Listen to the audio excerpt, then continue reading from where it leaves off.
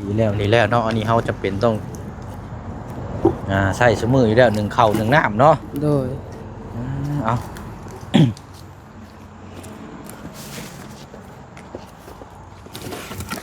ไปตัดพื้นนี้ซะเนาะพอจังว่าใช่ถ้าทางเบิ่งทางเจืองว่าไปผูกแขนเบิ่งน้ำรถน้องสอนใช้นี่ว่ะอายฮะอายเข้าอายโดยทางอายยังนั่นใหญ่หรือว่าทาง FC เพิ่นก็เห็นดีน้ำเบิดนั่นแหละเพิ่นว่าอยากให้ทางเจืองทางน้องห้างนี่ย้ายไปที่ดินพุ่นนั่นล่ะโดยไปอยู่บ่แต่ว่าตัวนี้แหละคือบ่เชียงอยากได้ไม้48ตัวนี้ตัวนี้บ่เอาซะไม่เอาไม้เอาไว้เสริมเนาะโดยเอามากเอาแล้วเอาไว้เสริมแหละอันนี้ตัวนั้นกับตัวนั้นถามแล้วเบิ่งเด้อโดยนี่ได้อยู่ตัวนี้กันเอาบ่เอาตัวใหญ่ก็ได้เนาะโดยตัวนี้กับตัวนี้2อันนี่พอดีเด้อทีเดียวกับไม้18มาขนาด4ถึง4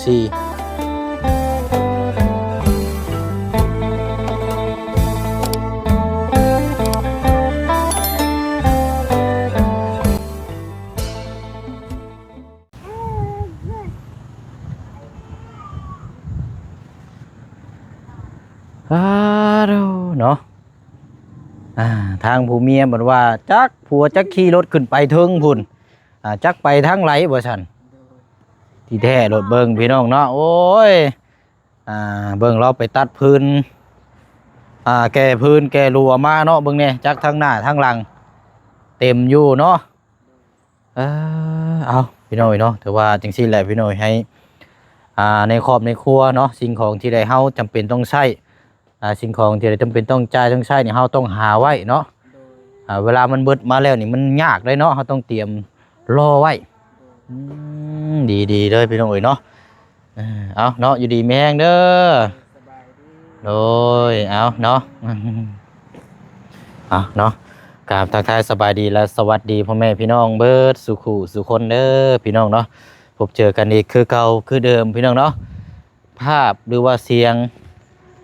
อาจจะกระโชยในกราบขอโทษขออภัยได้หลายเด้อพี่น้องเด้อเนาะเพราะว่าไม้กันสั่นในช่วงนี้บ่ได้ใช้เนาะพี่น้องเนาะเพราะว่าบ่มีไม้กันสั่นไม้กันสั่นมันหักมันพังมันเพแล้วพี่น้องเนาะก็ได้ใช้เป็นไม้โซพี่จับเอาเนาะมันก็ได้กลายเป็นภาพนี้แบบบางเทื่อนี่มันก็แบบเบอๆบางเทื่อก็เบิ่งแล้วมันทำให้วินหัววินหางนะพี่น้องเนาะจังไดก็ขอโทษขออภัยได้หลายเนาะเพราะว่าโทรศัพท์นี่มันกันสั่นอยู่ในตัวก็บ่ค่อยมีปานใดเนาะพี่น้องพวกกันสั่นแบบธรรมดาเนาะทำให้ได้ไม้กันสั่นแบบไม้นี่เลยก็สิดีอยู่พี่น้องแต่ว่ามันหักมันพังมันเพแล้วเนาะโอ้ยเอามาแต่เดินจีนมาแต่ใช้เกาะมาแต่เดินจีนมาแต่เลิ่นจีนโดยไกลถึงอยู่บ่ไปเอานะไกลทางบ้านดงโธ่เนาะเบิ่งพลักพอจะเห็นแล้วนี่ ไปแล้วก็ไปตัดเอาเลยเนาะโดยไปยามแห้วแล้วก็ เอาเลยเจ้าต้องไปยามแห้วน้ำแน่โดยก็เลยเห็นพื้นเอาเห็นพื้นกับแกมาเลยไปแบบบ่ให้เสียเที่ยวนะเนาะโอ้เอาดีแล้วเนาะอันนี้เราจะเป็นต้องใส่สมืออยู่แล้ว1ข้าว1น้ำเนาะโดยเอา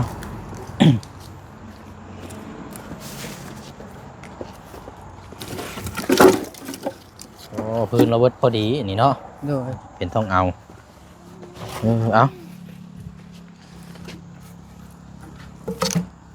ไม่ยังนี่เนาะ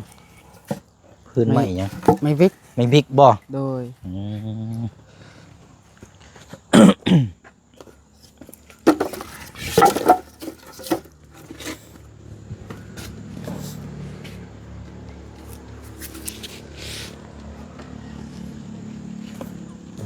อันนี้รถจักรไฟสลาคันนี้นะรถจักรค่อยรถจักรเจ้าว่านี่กะโดยคือว่าบ่มีรถจักรบ่แม่นบ่มีอยู่รถจักรแต่ว่ายังมูลพ่อมูลแม่แต่ว่ายังรถจักรพ่อแม่ล่ะพ่อแม่ยังบ่ได้ให้บ่แบบรถจักรส่วนตัวของเจ้าเลยนี่ได้บ่แม่นบ่โดยอันนี้คือรถจักรมูลมั่งแม่นบ่โดยก็คือง่ายๆชานี่ใช้นํกันได้ทุกคนโดยมันก็ยังบ่แม่นของเจ้าอยู่เนาะโดย แต่ว่าเวลาเจ็บไข้ได้ป่วยมานี่เฮาก็ต้องซ่อมซอยกันแน่นี่เนาะ โดย เดี๋ยวเอามันจะแก้พื้นแก้ดัวเนาะ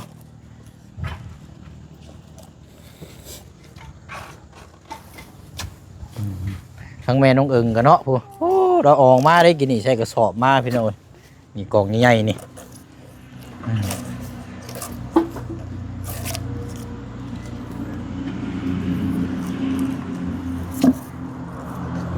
ไปตัดพื้นนี้ซะเนาะพอจังว่าใช่ โดย ถ้าทางเบิ่งทาง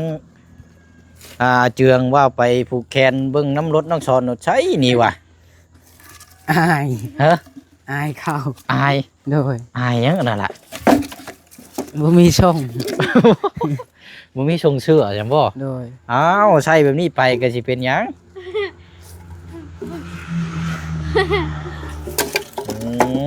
เนาะบ่เป็นหยังเดี๋ยวจังไปแสดงย้อนหลังก็ได้เนาะ โดย ไปลองไปจับไปวายเบิ่งเนาะ โดย ให้คำคูณบ่แน่ได้ถึงเทื่อบุญวาสนามีเราได้คันไม้น้ำมูดอกบ่แห้งได้เนาะ โดย ใช้เอาไว้ใช้บัตรนี่ ไว้นี้ หลงเก่งเนาะเจ้าก็เนาะเบิ่งจักมันยังเป็นยานี่พี่ห้องนี่พี่น้องอันนี้บ่อนห้องใส่กล้วยเจะตัดไปตอนนั้นน่ะ โดยมันบ่บั้ม ยันกล้วยบ่ช้ำบ่ โดย อันนี้ใส่น่ะใครแน่เนาะ โดย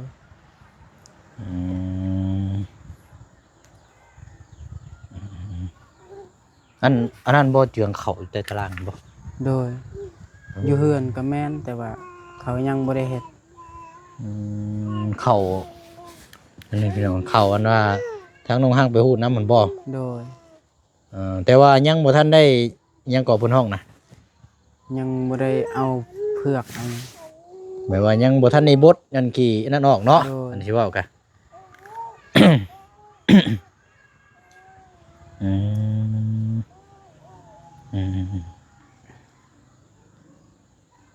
พอดีแล้วสาเนาะเจ้ามาเลยพอดีว่ากินนี่ผู้เชี่ยงก็มาแต่ที่ดินพุ่นละแม่เจ้าก็ย่างไปเบิ่งน้ำแน่ โดย นั่งด้วยก่อนก็ได้นั่งด้วยก็ได้เนาะห้องอย่าว่าปวดแข้งปวดขาพอดีว่าอยากทำนั่นนี่ทำได้แบบเอาตรงๆด้วยได้นี่เนาะถ้าว่าเฮ็ดได้เฮาก็เฮ็ดถ้าว่าเฮ็ดบ่ได้ก็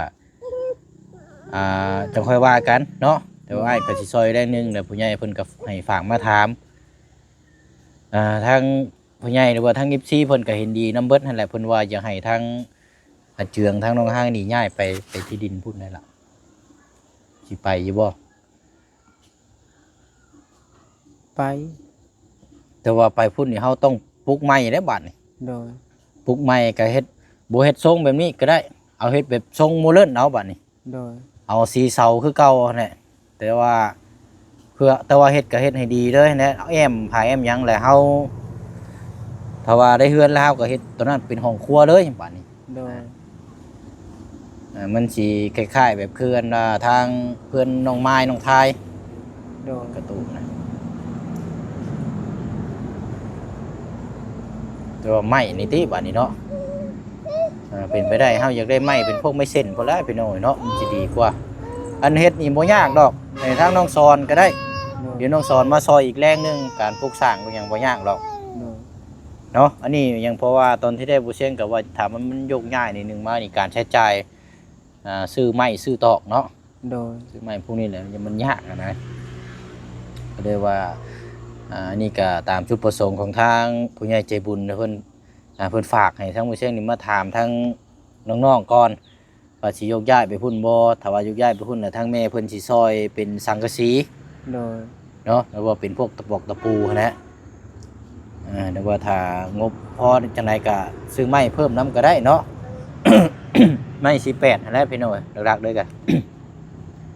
เอาไม้18ใส่คือใส่คางใส่เข่าที่เดือก็เอาเป็นไม้พวกเส้นพวกนี้ก็ได้เนาะ โดย ต่อเติมเล็กๆน้อยๆนะพี่น้องแต่ว่าอยากยึดเอาตัวที่ว่าเฮาสำคัญนะ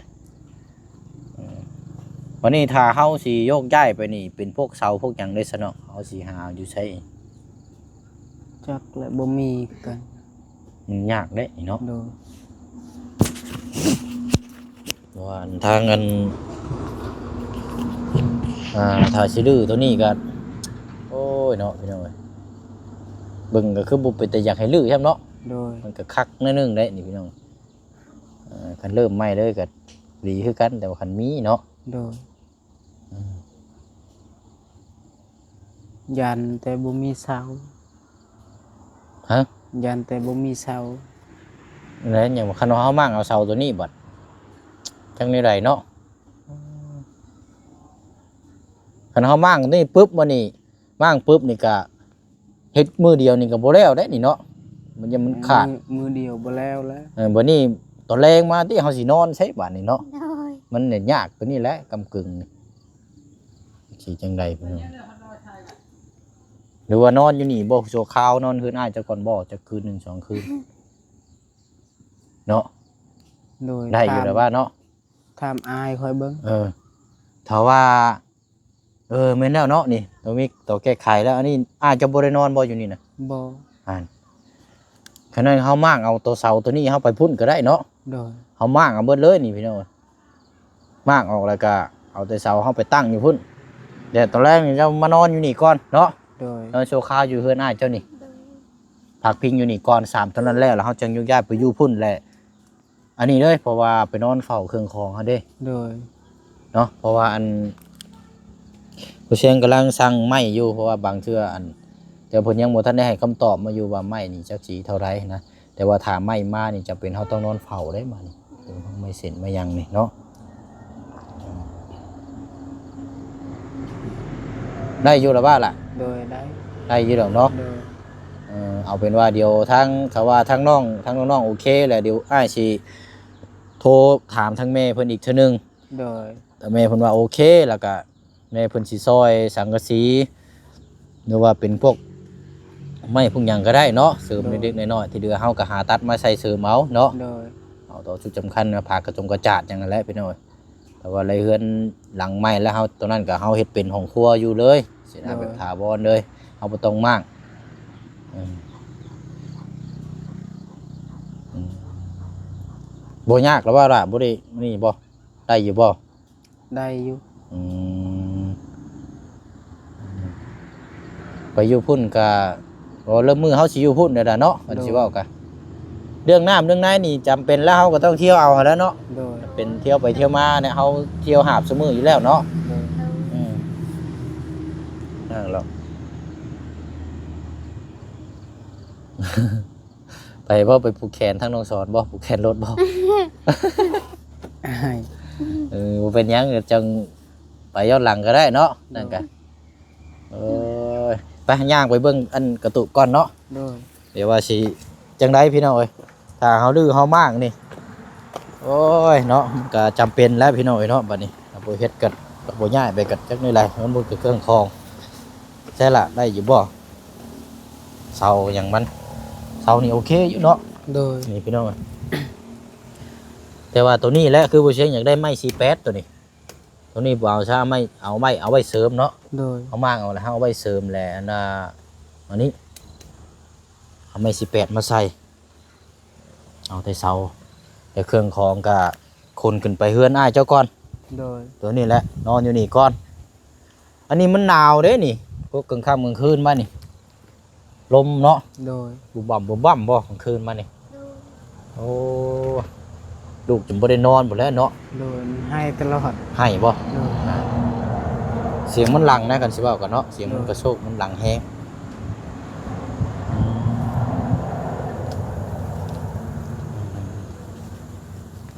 ไปย่างไปเบิ่งทางหลังนั่นแหละ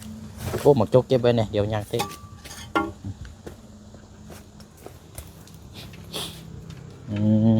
นี่เด้เนาะ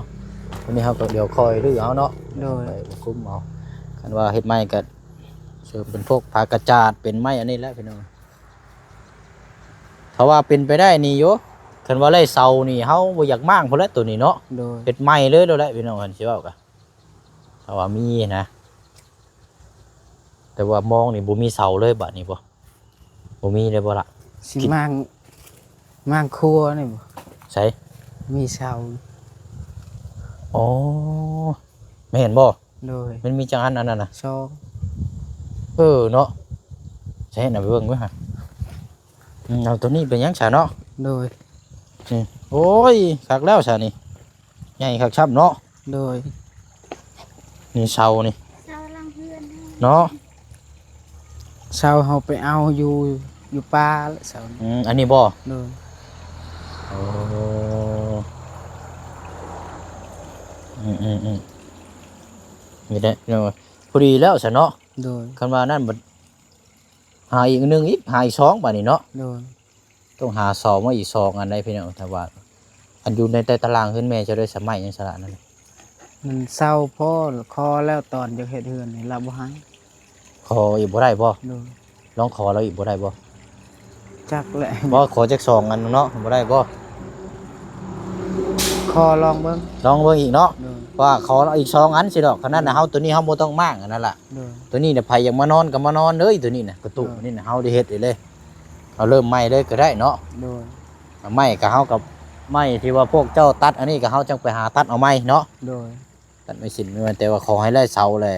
วันนี้ก็อยากได้ไม้48ประมาณจัก10เซนซะเต็มที่พี่น้อง10เซนวันนี้ที่เหลือเฮาเอาเป็นไม้พวกนี้เชิมก็ได้นี่ว่ามันยังนั่นแน่เนาะ โดย เอาเดี๋ยวอันนี้ก็เดี๋ยวสิถามทางแม่เพิ่นอีกทีนึงว่าเพิ่นเห็นดีนำบ่เนาะ โดย เดี๋ยวเพิ่นฝากให้มาถามแต่ว่าทางชุมเจ้าว่าโอเคแล้วทางแม่เพิ่นสิซอยทั้งหลังสังกะสีแล้วก็เกี่ยวกับพวกไม้เล็กๆน้อยๆหั่นแหละเนาะ โดย เหลือขาดนะครับว่าเสริมต่อเติมเอาเนาะก็ได้เสาไปย่างไปเบิ่งนะบ่ละไปเดี๋ยวเจ้าจังถามเราเบิ่งเนาะ โดย ให้บ่ให้ก็ถามเราเลยเนาะ โดย เราว่าโอ้ยพ่อเอาไว้ปลุกเถียงอยู่ก็บ่เป็นหยังเราว่าเอาลูกเอาไปเลย2อันเจ้าก็เลือกเอามาโลดพอใหญ่แท้นี่ เศร้าเฮือนเก่า เสาขึ้นเก่าบ่นี่ โดย อ๋อโต ตัวนี้เขาจังเอา ครับ บ่มีตะกี้หันบ่มีจักรแล้วก็จังเอา ผู้ใหญ่แท้นี่เนาะ โดย นี่ตัวนี้ได้อยู่นี่ขอเรานี่ โดย ตัวน้อยนี่เอาบ่เอาใหญ่กันนั่นนะนี่เอาด้วยอีกตัวหนึงมีอีกบ่ล่ะ มีแต่ใหญ่ ตัวนี้ตัวน้อยนี่ได้แล้วนี่ โดย ขอเราให้นี่บ่ต้องเอาใหญ่ก็ได้นะอีกตัวหนึงบัดนี้เบิดแล้วบ่มีทำนี่บ่ หมดแล้ ตัว ว ลุ่มบ่ได้สละ มีแต่ เสา ใหญ่ นี่แต่จักปีแล้วซะนี่ เศร้านี่ว่ะ แม่นละจักปีแล้ว หลายปีเลย หลายปีแล้วเนาะ แต่พอเฮาหาก็เอาเมีย โอ้เสาขึ้นเก่าเนาะ โดย เสาขึ้นเก่าก็จนว่าโอ้พี่น้อย ตะกี้หันบ่มีจักรตะกี้ อืม จังเอาผ้า หนูมากินข้าวได้นี่ โดย นี่เอาตัวนี้ก็ได้หลายนี่ โดย ตัวนั้นกับตัวนั้นถามแล้วเบิ่งเด้อ โดย นี่ได้อยู่ตัวนี้กันเอาบ่เอาตัวใหญ่ก็ได้เนาะ โดย เอาตัวนี้กับตัวนี้2อันนี่พอดีเด้อนี่ทีเดียวก็ไม่18มาขนาด4ถึง4ลุม4 โดย แล้วก็กันเนาะประมาณ10ตัวนี่ก็ไล่แล้วพี่น้อง โดย แต่ว่านี่เดี๋ยวจังว่าจังคุยนํกันแต่ว่าเฮาเอาเรื่องเสาไปก่อนเนาะ โดย เอาอันนี้ก็ทางจังไดก็ฝากทางพ่อแม่พี่น้อง FC เฮาเด้อพี่น้องเนาะหินดีนํบ่พี่น้องที่เฮาพูดคุยนํกันตอนนี้อันนี้ผู้เชิงทำจุดประสงค์ของทางผู้ใหญ่เพิ่นฝากให้มาถามตอนนั้นเฮาก็ถ้าว่าสิดื้อก็เราจังมาดื้อเอาไผตังก็ได้เนาะ โดย ไปแต่งพระวัดแล้วก็จังปล่อยไปเลยสังกะสีบัดปล่อยโล่งไปเลย โดย จากเฮาไปอยู่พุ่นเฮาสิดื้อเอาแต่ของที่จำเป็นที่ใช้ที่สุดสังกะสีเพิ่นเฮาบ่ต้องดื้อเอาเนาะ โดย เอาจังได๋ก็ถามแล้วเบิ่งเด้อล่ะเด้อ โดย เดี๋ยวมามื้ออื่นอ้ายสิมาเอาคำตอบนํ โดย ได้มั้งเราก็บ่ได้ใช้ช่วงนี้เราสิไปปลุกใช่ซะ เรายังตั้งอยู่นี้เห็ดเฮือนน้อยเฮือนครัว หั่นเป็นครัวก็ได้อยู่เต็มที่ก็2ต้น4ต้นเนาะ โดย จังได๋นี่เฮาบ่ว่ากันเฮาบ่เฝ้าเว้าไปก่อนเนาะ โดย ถามเราเบิ่งก่อนถ้าว่าพอเราว่าเอาให้ก็เอา2ต้นนี้เนาะ โดย ถ้าว่าเราบ่ให้เราก็จังว่าจังคุยถามเบิ่งกันอีกทีนึงเนาะหา โดย ทางออกในทางใหม่ไปโอเคละ โดย ก็เชื่อมั่นในตัวเองเด้ โดย เฮ็ดหยังเฮาต้องเชื่อมั่นในตัวเองได้จะไปเชื่อมั่นในคนอื่น โดย หลักๆเลยนะเฮาต้องเชื่อมั่นในตัวเองถ้าเฮาว่าเฮาเฮ็ดดีที่สุดแล้วก็เพิ่นบ่ให้ก็บ่เป็นหยัง โดย ถ้าว่าเพิ่นให้โอเคนำเฮาก็จังเอาเนาะ โดย มันก็บ่ยากดอกพี่น้องมันขึ้นอยู่เฮาเบิดนั่นแหละ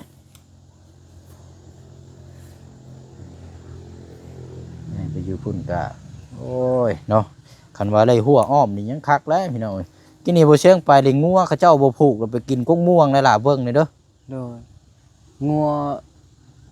วเนี่ยบาวัดกิน เบิ่งน้ำนี่เด้อบอกเพิ่นคั่นก็ให้เพิ่นผูกน้ำแน่กินใบม่วงน้ำกินจักหน่อยจะกินมะพริกมะเขืออีกเด้อ โดย บ่แม่นมุ่นเบิดหรอก จักแล้วจังหน่อยสิไปเบิ่ง จักหน่อยเจ้าไปเบิ่งนี่เลิกกันนี่บ่เชียงไปมากับทางน้องหังนั่น โดย งัวพานเด้มันบ่ได้ผูกมันกัดระวังเนี่ยจักหน่อยเนาะบัดนี้สิเอารถนี่มื้อคืนเพิ่นบ่บัดนี้ล่ะมาจอดไว้พุ่นบ่ โดย โอ้ยแล้วอ้ายบ่ได้ซื้อหยังมาฝากจำได้ โดยบ่เป็นหยัง และเนาะอาบน้ำอาบในพุ่นว่าอาบห้วยพุ่นบ่บัดนี้ อาบน้ำนอน้ำนี่ น้ำนองนี่บ่ โดย บัดนี้เฮาถ้าว่าอยู่พุ่นเมื่อปลุกอยู่พุ่นน่ะก็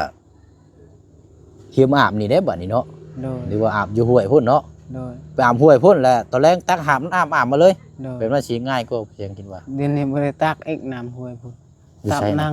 นำห้วยอยู่พี่ เอ้าคือง่ายมาพี่แล้ว เอารถไปตักมันสะอาดกว่า เอารถไปแก้มาเลยบ่ โดย โอ้ยดีๆซะเนาะเอาแล้วมื้อนี้อ้ายมาพูดมาคุยมาถามออกแนวทางนํกันนี่ล่ะเด้อเดี๋ยวก็จะฝากถามตัวนี้นํเนาะ โดย เดี๋ยวจังได๋อ้ายก็สิมาแจ้งทางเจ้าอีกทีนึงเดี๋ยวสิโทรหาทางผู้ใหญ่เพิ่นว่าเพิ่นฝากให้มาถามเนาะ โดย ตามนั้นแหละเนาะว่าโอเคแล้วก็ชามกระตูบแล้วนอนนี่ก่อนเนาะ โดย พักใส่พิงอยู่นี่แล้วก่อนพี่น้องเฮ็ดจังไดมีหมองส้นหมองนี่อยู่แล้วจังยกย้ายไปพุ่นบัดนี้เนาะ โดย มันก็สินอนเฝ้าเครื่องของเฮาของปลูกของพังหั้นแหล้วเนาะมันอยู่พุ่นบ่แหล่งงัวกินนี่แหละ โดย ถึงสิแล้วมานี่ไปโอ้เป็นแล้วจะเราไปจอบเบิ่งนั่นล่ะเด้อ โดย ป้าสนอมีหยังจังว่าจังคุยกันเดี๋ยวอ้ายมาอีกเทื่อนึงเด้อมื้อเช้าพุ่นล่ะเด้อ โดย เด้อล่ะ สบายดีเด้อ โอ้ยไปเนาะเอาคือบ่เชียงว่านาเฮ็ดหยังเฮาต้องเชื่อมั่นตัวเองเนาะเชื่อมั่นตัวเองเลยแล้วมันก็นั่นหรอกไปเด้อเด้อโอ้ยเนาะมาจะเอาพื้นมื้อนี้ก็มาออกแนวทางมาพูดมาคุยน้ำกันอีกเนาะพี่น้องเนาะสำหรับทางโยกย้ายเพราะว่าคือเฮาเห็นน้ำกันนั่นแหละพี่น้องของปลูกของพังกับงูกล้วยกินนายกินคือเราเห็นน้ำกันวันนี้กับทางผู้ใหญ่เพิ่นฝากมาถามแน่เนาะเพิ่นอยากให้ยกย้ายไปพุ่นพี่น้องก็ได้นอนเผาเครื่องของปลูกของพังเนาะเป็นไม้เป็นอย่างต่างๆเนาะแล้วก็คำว่าย้ายไปให้เรามานอนอยู่นี่ก่อนพี่น้องจักมือ2 มื้อ 3ตอนนั้นแล้วเนาะเนี่ยน้องเพิ่นก็เฮ็ดดีนำพี่น้องเนาะทางผู้เชี่ยวชาญมีแต่นำเสนอแต่ว่าโอเคจังไดก็พร้อมดำเนินการก็พร้อมลุยเบิ่งนํกันอีกเนาะพี่น้องเนาะเอาจังใดก็ติดตามรับชมเบิ่งน้ำกันเด้อพี่น้องเด้อเนาะเรื่องราวสิเป็นมาจังใดก็ฝากพี่น้องกดไลค์กดแชร์กดติดตามเป็นกำลังใจให้อีกคือเก่าคือเดิมเด้อพี่น้องเด้อเนาะเอาคลิปนี้ลาพี่ละน้องไปก่อนภาพหรือว่าเสียงเนาะพี่น้องเนาะหรือว่ามันกระโชกกระโชยมันเป็นแบบเบิ่งแต่มันบ่คักบ่แน่ปานใดก็ปวดหัวปวดหางก็ก่อนอื่นเนาะก็ต้องกราบขอโทษขออภัยพี่น้อง FC เฮาได้หลายเนาะพี่น้องเนาะคือเพราะว่าไม้กันสั่นบ่เชียงเนี่ยมันพังมันเพแล้วพี่น้องบ่ได้ซื้อแล้วก็มันบ่ได้ใช้นานแล้วมีแต่เฮาใช้ไม้โซฟีมันก็เลยทำให้แบบว่าก็โยกย้ายจังซี่แหละพี่น้องเนาะหนึ่งมาโทรศัพท์ก็บ่ได้กันสั่นเพราะบ่ได้นะพี่น้องแบบธรรมดาเนาะแต่ว่าตัวราคาสูงๆในบัดมันเฮาว่าเรื่องราคาบัดนี้เนาะเรื่องโทรศัพท์ก็เลยจำเป็นแล้วพี่น้องเนาะไปบ๊ายบายเด้อพี่น้องเด้อเนาะสบายดี